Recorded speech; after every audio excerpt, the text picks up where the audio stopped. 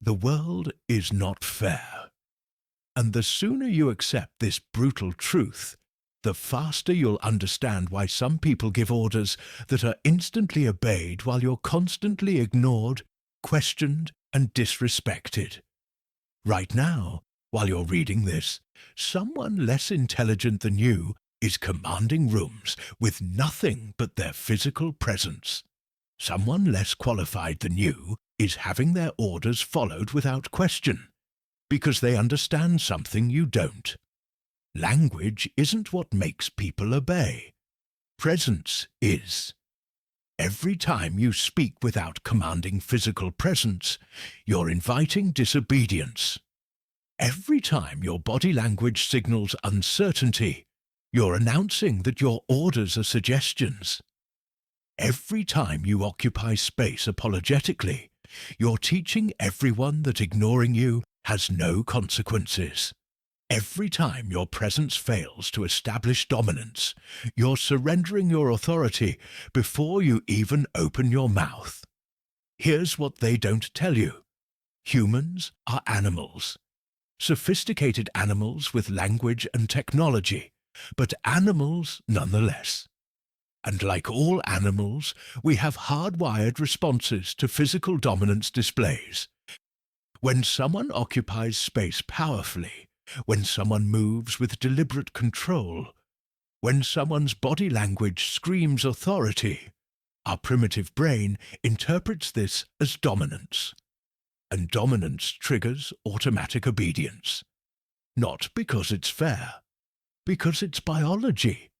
Because it's ancient programming that still controls who we obey and who we dismiss. Right now, you're probably doing everything wrong with your body. You're making yourself smaller when you should be expanding. You're moving nervously when you should be still. You're using apologetic gestures when you should be commanding. You're physically telegraphing submission and then wondering why nobody takes your orders seriously. And the worst part, you think that being smart, right, or qualified should be enough. It's not. A person with mediocre ideas but dominant presence will have their orders followed while you, with brilliant ideas but weak presence, will be ignored. Because humans don't obey logic. They obey perceived power. And perceived power is communicated through body language before you say a single word. Machiavelli lived in Renaissance Italy, where princes commanded armies and territories through physical presence as much as strategy. He watched weak-bodied intellectuals get ignored, while physically commanding leaders had their orders followed without question. And he understood a truth that separates those who command from those who beg.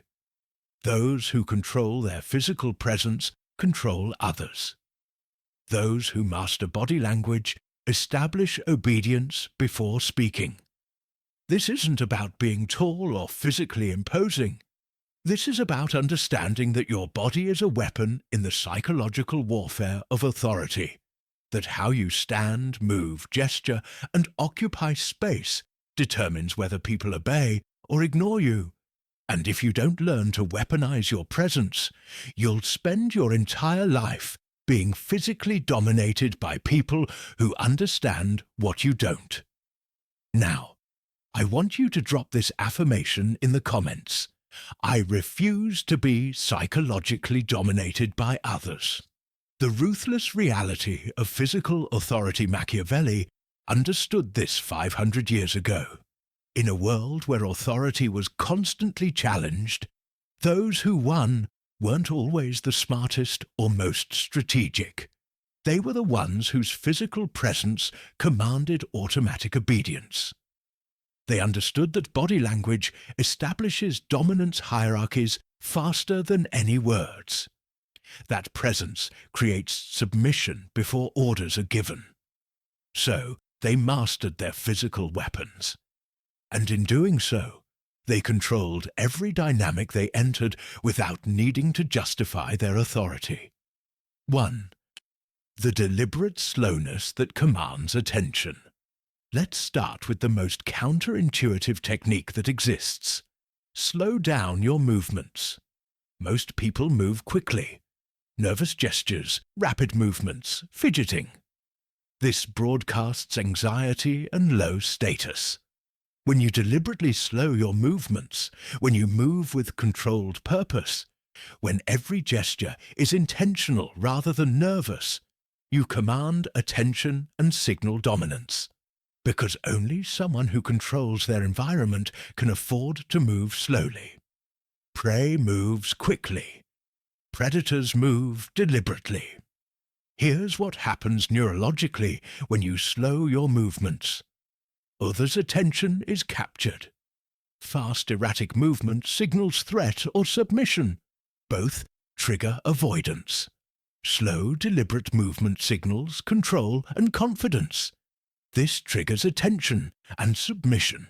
When you reach for something slowly, when you turn your head with deliberate control, when you gesture with measured precision, you're communicating that you have all the time in the world because you control the situation. Most people think moving quickly shows efficiency and energy. It doesn't. It shows anxiety and lack of control.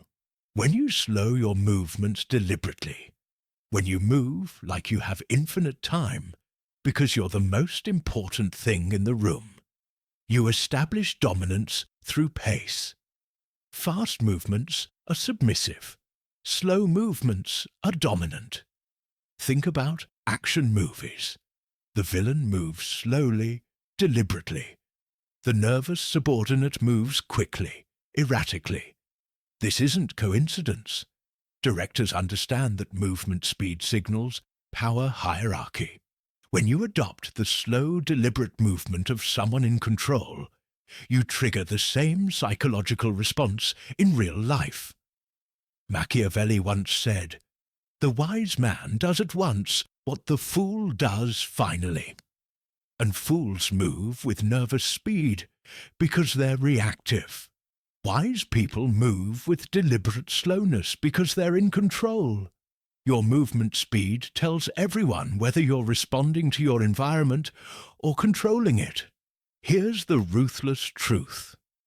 When you slow your movements deliberately, when you gesture with measured control, when you turn and reach with purposeful precision, you force others to match your pace. You control the tempo of the interaction. And whoever controls tempo controls the dynamic.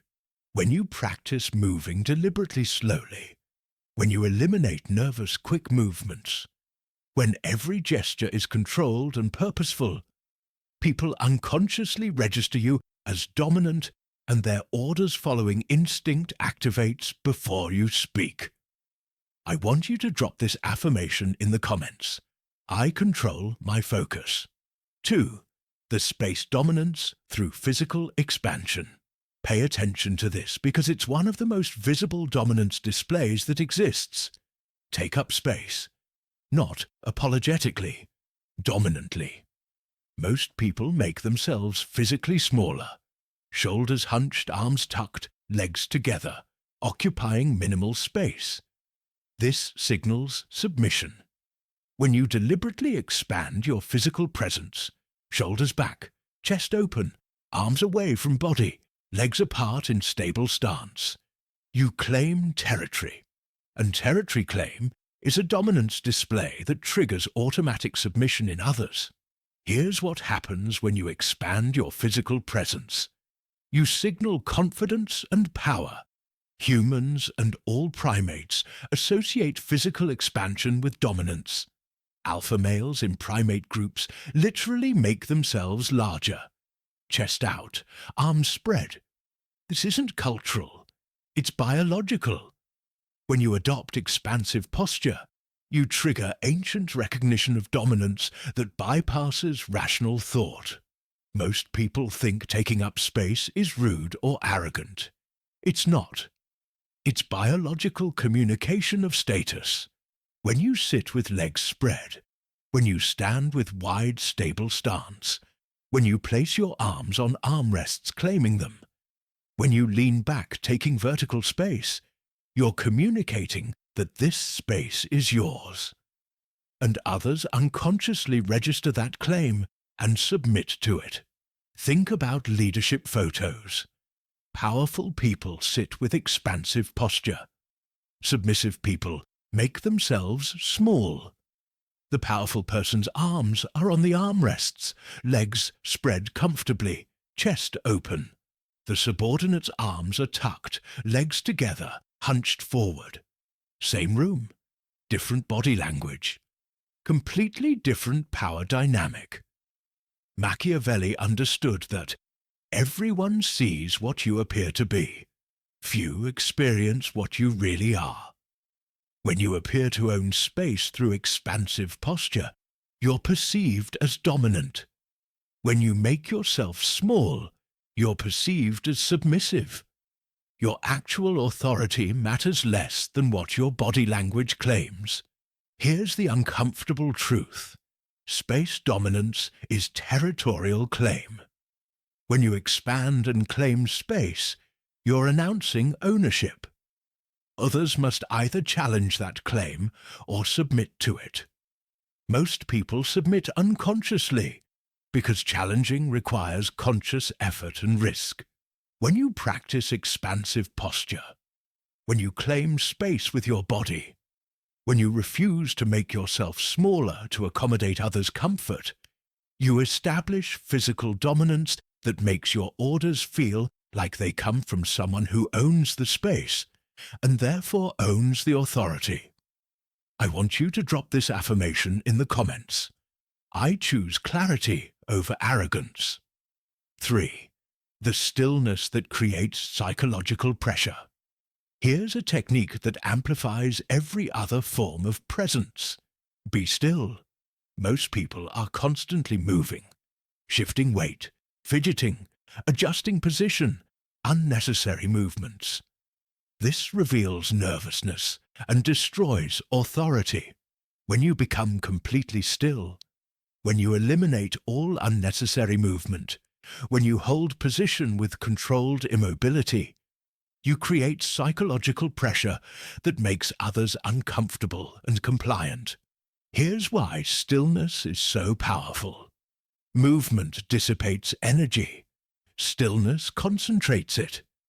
When you're completely still while giving orders, all attention focuses on your words, because there's no physical distraction. Additionally, stillness signals complete confidence and control. Only someone with nothing to fear can remain perfectly still while being observed and challenged. Most people fidget because stillness feels uncomfortable. That discomfort is exactly why it's powerful. When you train yourself to be still despite discomfort, when you hold position without shifting or fidgeting, when you speak from complete physical stillness, you appear more controlled, more confident, more worthy of obedience than someone whose body betrays nervousness. Think about military commanders or experienced leaders.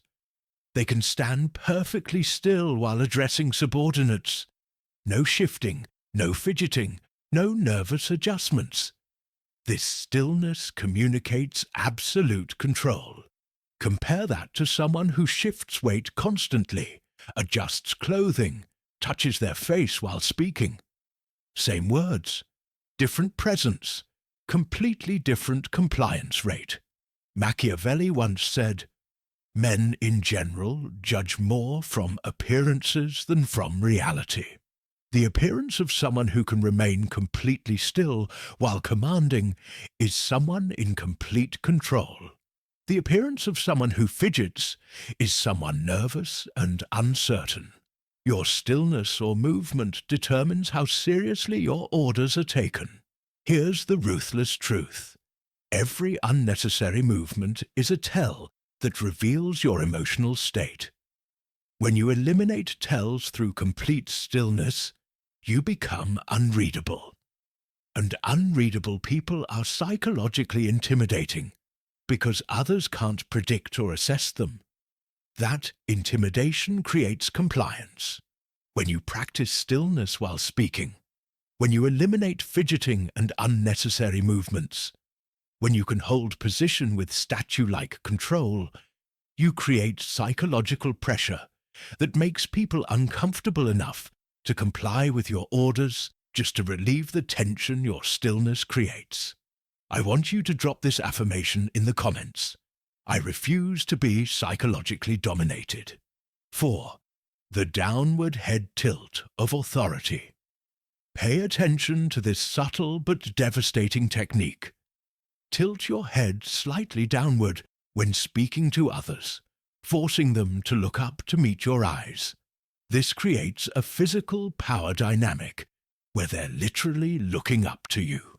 Combined with slight chin elevation, this head position signals dominance and triggers submission.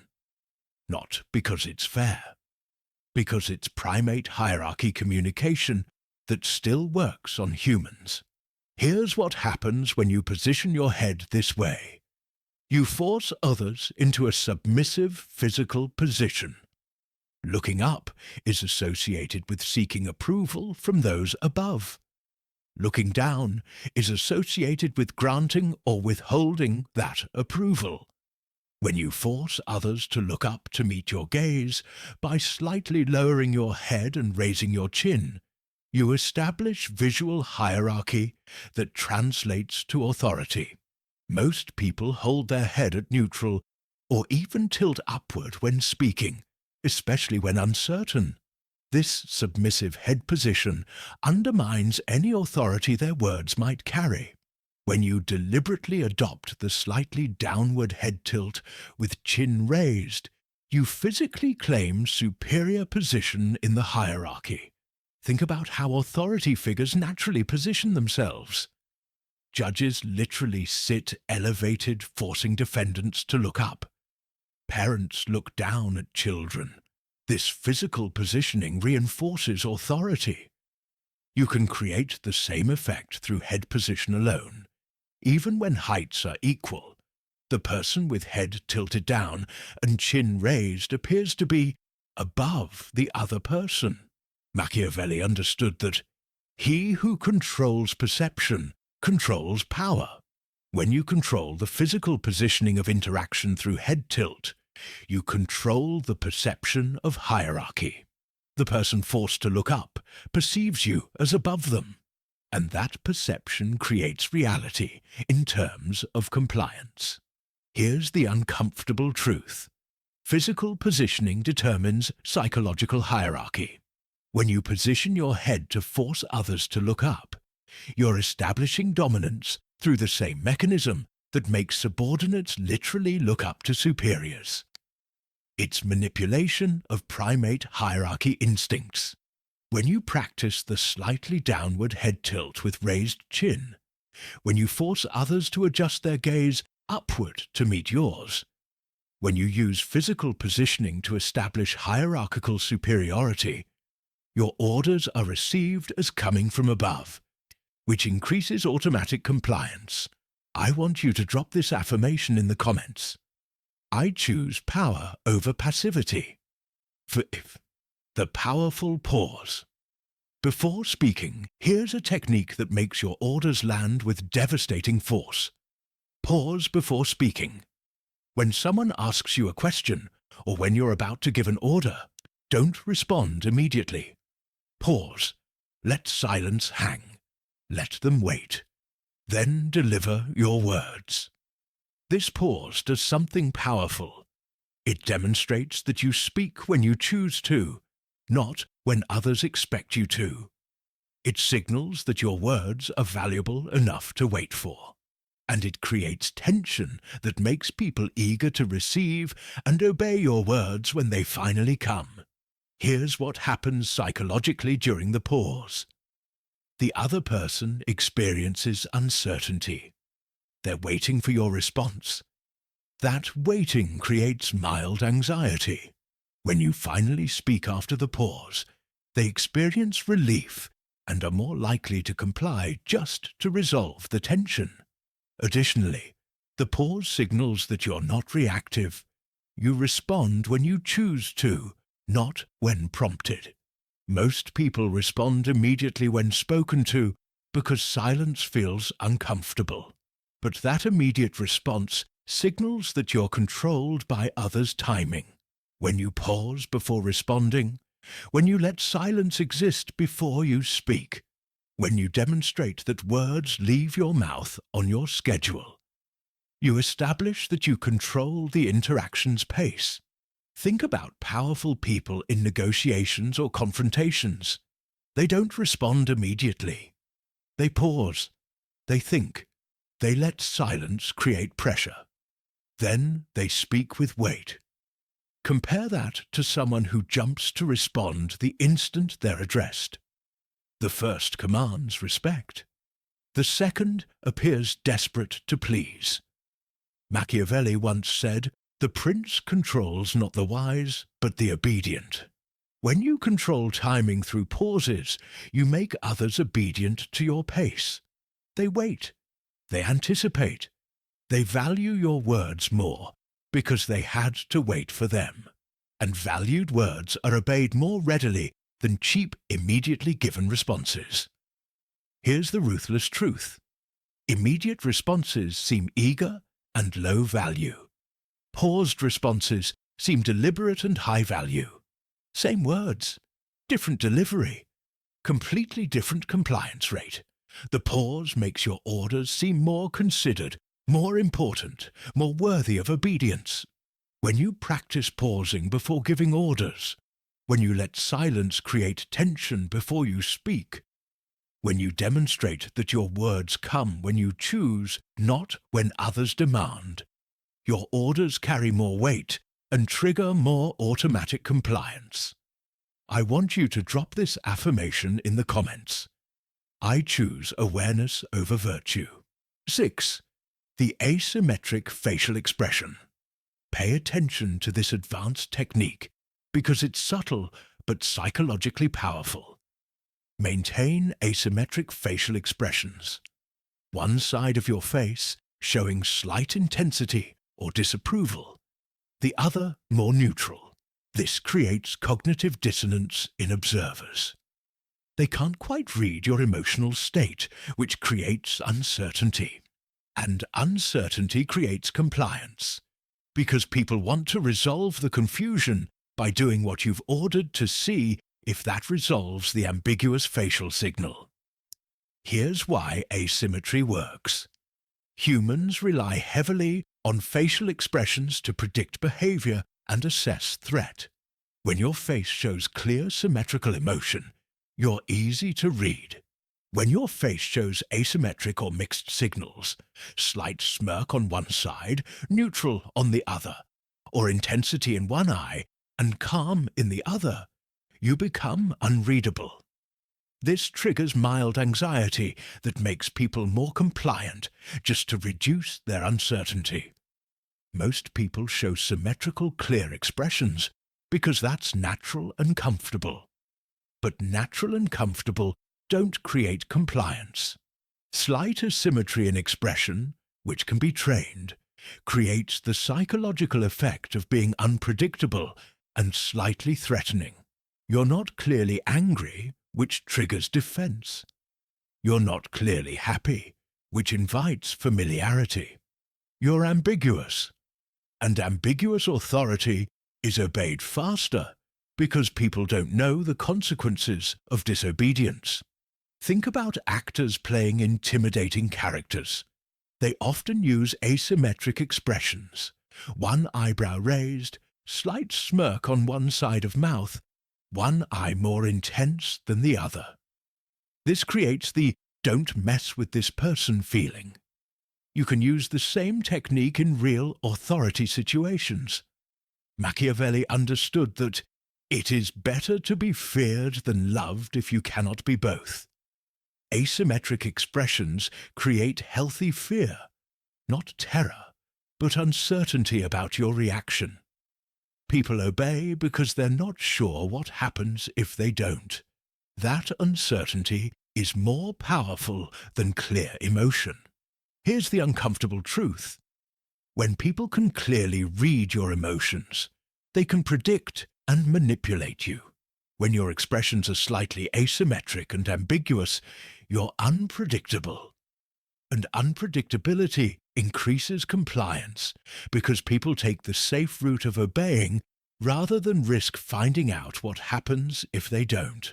When you practice slight asymmetric expressions, when you don't give clear emotional reads, when you maintain ambiguity in your facial signals, people become more uncertain and therefore more compliant with your orders, because compliance is the safest response to ambiguous authority. I want you to drop this affirmation in the comments. I control my focus. 7. The strategic physical touch. Here's the final technique that's powerful but must be used carefully. Strategic physical touch that establishes dominance. Not aggressive, not inappropriate. Strategic placement of hand on shoulder, arm or back when giving orders. This physical touch does something primal. It establishes that you have the right to enter their personal space. And if you have that right, you have authority over them. The touch itself becomes a dominance display that increases order compliance. Here's why strategic touch works. Personal space is territorial. When you touch someone during an order, hand on shoulder while saying, I need you to do this, light touch on arm while giving instruction, you're breaching their territory with confidence. That breach, if not resisted, establishes hierarchy.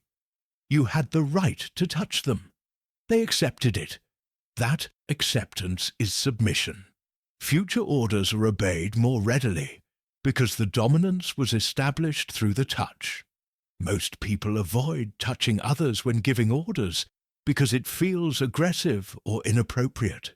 But strategic brief touch in appropriate contexts, professional settings, not inappropriate areas, actually increases compliance significantly. The key is confidence. The touch must be matter of fact, not uncertain. Uncertain touch gets rejected. Confident touch gets accepted and establishes authority. Think about coaches, mentors, military leaders. They use touch when giving direction. Hand on shoulder, pat on back while instructing. This touch reinforces their authority and increases compliance. Compare that to someone who maintains rigid physical distance while giving orders. The touching authority gets better compliance because they've established through touch that they have the right to direct you. Machiavelli would understand that physical dominance displays, including strategic touch, establish authority faster than words. When you demonstrate through confident touch that you have the right to enter someone's space, you're demonstrating authority. And demonstrated authority is obeyed more readily than claimed authority. Here's the ruthless truth. Strategic touch is a dominance display. When executed with confidence in appropriate contexts, it establishes hierarchy that makes orders feel like they're coming from someone with legitimate authority over you. The touch itself is the authority demonstration. When you use strategic brief touch when giving orders, hand on shoulder, arm or upper back, when the touch is confident and matter of fact, when you demonstrate through the touch that you have the right to direct them, compliance increases dramatically because the physical dominance was established before the order was even fully given. I want you to drop this affirmation in the comments.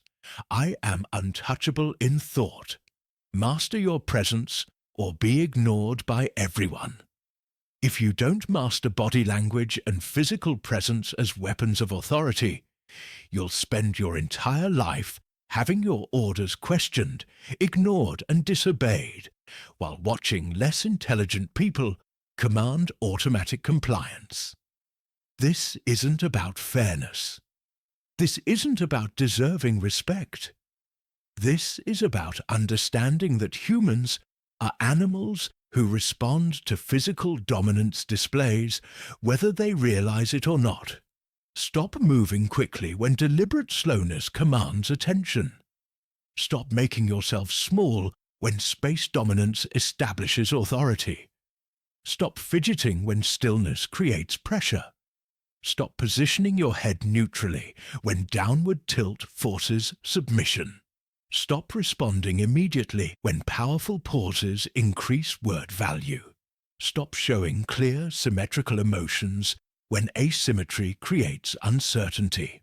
Stop avoiding touch when strategic touch establishes dominance. Start moving with deliberate, controlled slowness. Start expanding your physical presence and claiming space. Start becoming completely still when giving orders. Start tilting your head slightly down with raised chin. Start pausing before speaking to create tension. Start using slightly asymmetric expressions to remain unreadable. Start using strategic, confident touch when giving direction.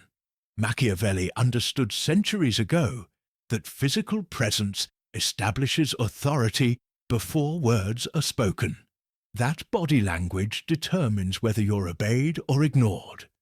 That humans respond to dominance displays the same way all primates do, with automatic submission. Those who master their physical weapons command without effort. Those who ignore body language beg for compliance they'll never receive. Don't trade authority for the comfort of natural body language. Don't sacrifice compliance because physical dominance displays feel unnatural. Don't give away power through weak presence. The people worth commanding will submit to superior presence. The people worth leading will follow someone whose body language screams authority. The world doesn't reward intelligence. It rewards presence. And presence is communicated through body language that establishes dominance before you ever open your mouth. Every order you give is received through the filter of your physical presence. Make that presence dominant, or accept being ignored. Machiavelli would remind you that those who master their physical weapons are never physically dominated. And mastering body language, movement, space, stillness, position, timing, expression, touch, is mastering the first language of power that all humans still speak and respond to. If you remember nothing else from this message, remember this: your body language establishes authority before your words claim it. Weak presence makes your orders suggestions. Dominant presence makes your orders commands that are automatically obeyed. If this video transformed how you think about physical presence and authority, hit that like button. Share it with someone whose orders are constantly ignored despite their competence. And subscribe to this channel, because we're going to keep exposing the brutal reality of dominance that most people are too afraid to discuss. Now I want you to drop this final affirmation in the comments. I am untouchable in thought. Outthink the crowd. Stand unshaken. Rule yourself. Now stop being ignored and start being obeyed.